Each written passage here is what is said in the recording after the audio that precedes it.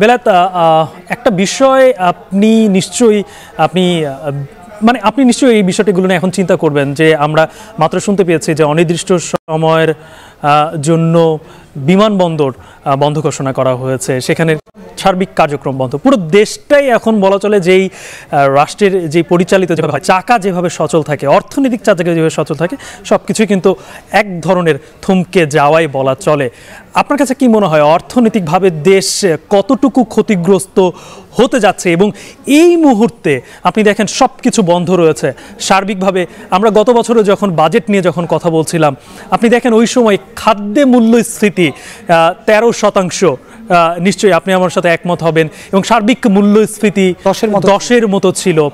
এই যে ব্যাপারগুলো আমরা কিন্তু আগেই দেখতে পাচ্ছিলাম। এই বাজেট মাত্র জুলাই, নতুন অর্থ বছর শুরু, আগস্ট এখন চলছে, জুলাইয়ের পরে শুরু হয়েছে নতুন অর্থ বছর। আমরা তার আগে এই বিষয়গুলো নিয়ে আলোচনা করছিলাম। এখন রাষ্ট্রের এই অবস্থাতে অর্থনীতির যেই চাকা থমকে গেল, ক্ষতির পরিমাণ কেমন হতে পারে? কোন কোন সেক্টরে কিভাবে আসলে এই ক্ষতির সম্মুখীন হচ্ছেন তারা?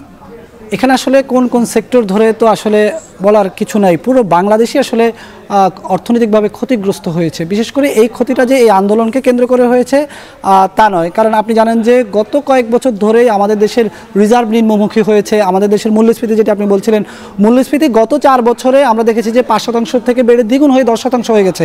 সেখানে মানুষের আয় মজুরি সূচক যেটা আমরা দেখি, যেটা পরিসংখ্যান ব্যুরো করে থাকে, সেখানে 6 থেকে 7 হয়েছে। আদর্শ অর্থনীতি কি বলে? আদর্শ অর্থনীতি বলে যে সমস্ত দেশের অর্থনীতি প্রবৃদ্ধির দিকে যায়, সেখানে মূল্যস্ফীতি থেকে মজুরি বৃদ্ধির হার থাকতে হবে 2 থেকে 3% বেশি। কিন্তু আমাদের ক্ষেত্রে সেটি ছিল পুরোপুরি উল্টো। আমরা মূল্যস্ফীতি চলে গেছে 9-এর উপরে, 10-এর কাছাকাছি, এবং মানুষের মজুরি বৃদ্ধির হার আমরা দেখেছি 7, মানে মজুরি বৃদ্ধি ছিল মূল্যস্ফীতি থেকে কম। অর্থাৎ মানুষের ব্যয় বেশি, আয় কম, সেই জায়গা তো একটি আছে। আর সামগ্রিকভাবে রাষ্ট্রের যে অর্থনৈতিক কাঠামো, সেটিও একটি বড় সংকটের মধ্যে ছিল বা আছে। বিশেষ করে রিজার্ভের নিম্নমুখী রিজার্ভ, এই আন্দোলনকে কেন্দ্র করে আপনি দেখেছেন যে প্রবাসীরা রেমিটেন্স পাঠানো বন্ধ করে দিয়েছে, যেটি আমরা শ্রীলঙ্কায়ও দেখেছি।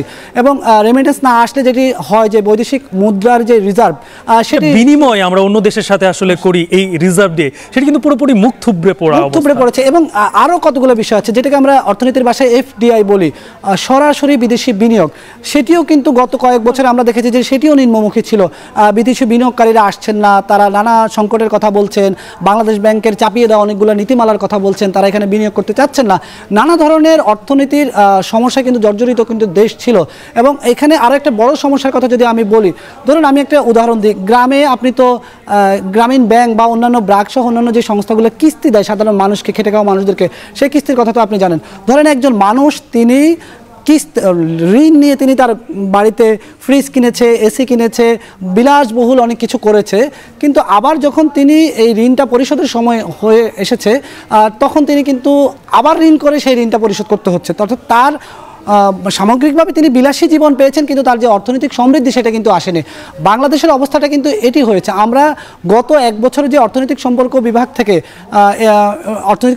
বিভাগ থেকে আমাদেরকে যে ঋণের ডিসবার্সমেন্ট রিপোর্ট দেওয়া হয়েছিল, সেখানে আমরা দেখেছি যে বিদেশ থেকে যে ঋণগুলো আসছে আমাদের দেশে, বেশিরভাগ ঋণই কিন্তু আবার ঋণ পরিশোধে আমাদেরকে ব্যয় করতে হচ্ছে।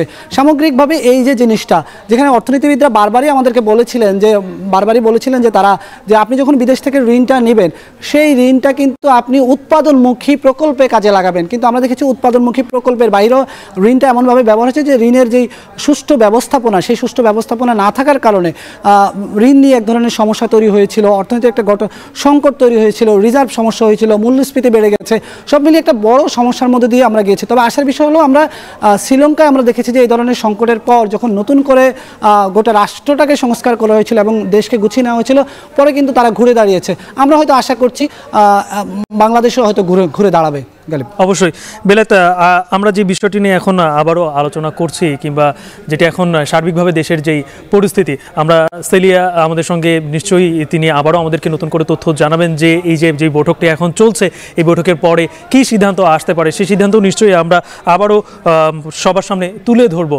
আবারও আমি যদি একটু আবার এই সার্বিক পরিস্থিতি নিয়ে আসলে আপনার কাছ থেকে জানতে চাই যে এখনকার যে সামগ্রিক যে পরিস্থিতি দেশে, আমরা দেখতে পাচ্ছি যে শ্রীলঙ্কায় যে ঘটনাটি ঘটেছিল, আমরা দেখেছিলাম সেখানকার গণভবনে পর্যন্ত সবাই ঢুকে গেছিল। আমরাও এবারেও আমাদের দেশের পরিস্থিতিটাও অনেকটা এরকমই তৈরি হয়েছে। সার্বিকভাবে এই পরিস্থিতি যেই শান্ত এবং দেশের যেই এরপরে এগিয়ে যাওয়া, সেই বিষয়গুলি নিয়ে আসলে কি কি আসতে পারে, সেটি সব কিছু কি এই যে এখন যেই বঙ্গভবনে যে আলোচনাটা হচ্ছে তার ভূমিকাটা সব কিছু মিলে কোন এই ভূমিকাটা নিশ্চয়ই অনেক বড় ভূমিকা রাখবে? এখানে আসলে যে নতুন যে সরকারের কথা বলা হচ্ছে সেটি অন্তর্বর্তীকালীন সরকার কিংবা জাতীয় সরকার যেই রূপরেখাটাই আসুক, আসলে তারা কী ধরনের পরিকল্পনা করছেন, অর্থনীতি নিয়ে তারা কি ভাবছেন এটির উপর নির্ভর করে, বা বিদেশ থেকে আমাদের যে বৈধ চ্যানেলে যে রেমিটেন্স আসার প্রবাহ সেটি কতটা বাড়ে বা আমাদের রিজার্ভ কতটা বাড়ে, সেই বিষয়গুলোর উপরে কিন্তু পুরোটাই নির্ভর করে। এবং এই বিষয়গুলো যদি বিদেশি বিনিয়োগ যদি বাড়ে বা উদ্যোক্তা যদি বাড়ে বা বাংলাদেশের অর্থনীতির সামগ্রিক পরিবেশ যদি বাড়ে, তখন কিন্তু আসলে বলা যায় যে আসলে দেশ পরিস্থিতি আসলে কোন দিকে যাচ্ছে। অর্থাৎ এখানে কিন্তু সুষ্ঠু ব্যবস্থাপনা, সুশাসন, জবাবদিহিতার একটি বিষয় রয়েছে। সেই দিকে দেশ যতটা সুশাসন নিশ্চিত করতে পারবে, জবাবদিহিতা নিশ্চিত করতে পারবে, এবং একই সঙ্গে কিন্তু এখানে বড় একটি সমস্যা যে অর্থ পাচার হওয়া, দুর্নীতির সঙ্গে অর্থ পাচারের একটি যে বড় সমস্যা, দুর্নীতি তো একটি বড় সমস্যাই, কিন্তু দুর্নীতি হওয়ার পর যে অর্থগুলা দেশে যদি থাকে, দেশে থাকলেও কিন্তু এই দেশের মানুষ যেই অর্থনীতি সেখানে আসলে ঘুরতে থাকে। কিন্তু আমরা দেখি যে গত কয়েক বছরে যে পরিস্থিতিটা হয়েছিল যে অর্থ দুর্নীতি করার পর সেই অর্থটা পাচার হয়ে গেছিল, যেটি বিভিন্ন পত্রপত্রিকা বিভিন্ন সময় কিন্তু প্রতিবেদন হয়েছিল। অর্থ পাচার ঠেকানো বা বিদেশে যে অর্থগুলো আমাদের চলে গেছে বিভিন্ন দেশে, সেই অর্থগুলো কতটা ফিরিয়ে নিয়ে আসা যাবে, এই সব কিছুর উপর নির্ভর করছে। বা যারা আসলে দুর্নীতি করতে করতে ফেলে ফুপে বড় হয়েছেন, সেখান থেকে তাদের কাছ থেকে রাষ্ট্র কতটা সম্পদ সংগ্রহ করতে পারে, বা এখানে করের সুষ্ঠু ব্যবস্থাপনার একটি ব্যাপার রয়েছে, রাজস্ব ব্যবস্থাপনার বেশি ব্যাপার রয়েছে, যেটি আমরা বাজেটের সময় আলোচনায় বলেছিলাম যে রাজস্ব ব্যবস্থাপনা কিন্তু একটি গুরুত্বপূর্ণ ব্যবস্থাপনা। সেখানে কর জালে আমরা দেখেছি যে কিছু মানুষের উপর ঘুরে ফিরে করের চাপটা আসে, কিন্তু বাকিরা কেউ কেউ হচ্ছে কর তারা বরাবরই ছাড় পেয়ে যান। এই জায়গাগুলোতে কতটা সুষ্ঠু ব্যবস্থাপনা করা যায়, সব কিছুর উপর নির্ভর করছে বাংলাদেশের অর্থনীতির মোড় আসলে কোন দিকে যায়। এবং সেগুলা সবার আগে আসলে এই সব কিছু নির্ধারণ করছে তার আগে রাষ্ট্রের এখন যে অবস্থা, সেই অবস্থা থেকে আসলে ঘুরে দাঁড়ানোর